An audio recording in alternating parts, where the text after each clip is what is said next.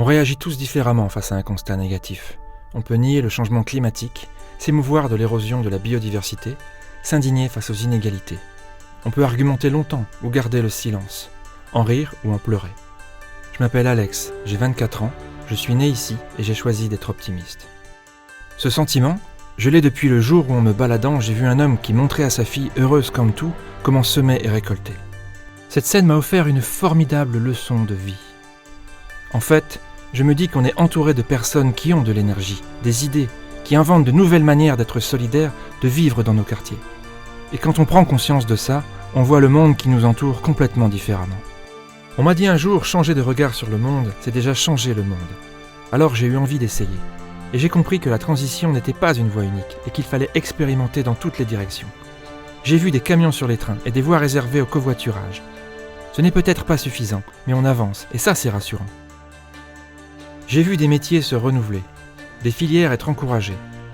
Je me souviens de cette jeune femme, fière de contribuer à la création d'un réseau de chaleur dans le village qu'il a vu naître.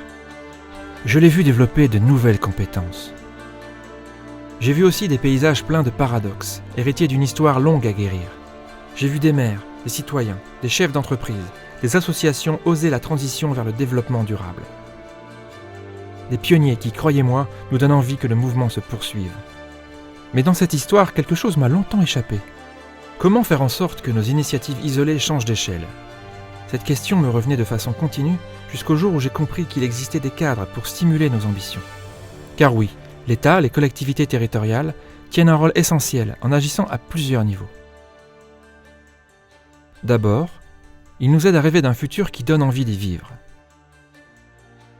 Ils construisent aussi des stratégies, des schémas qui guident l'action et fixent des priorités pour les 10-20 ans à venir. Enfin, ils les traduisent dès aujourd'hui en feuilles de route opérationnelles, en textes de loi, en soutien aussi aux dynamiques collectives. Mais la rencontre entre les initiatives de terrain et les cadres stratégiques, déjà pas évidente en soi, ne suffira pas pour écrire le puissant récit de la transition en Nord-Pas-de-Calais.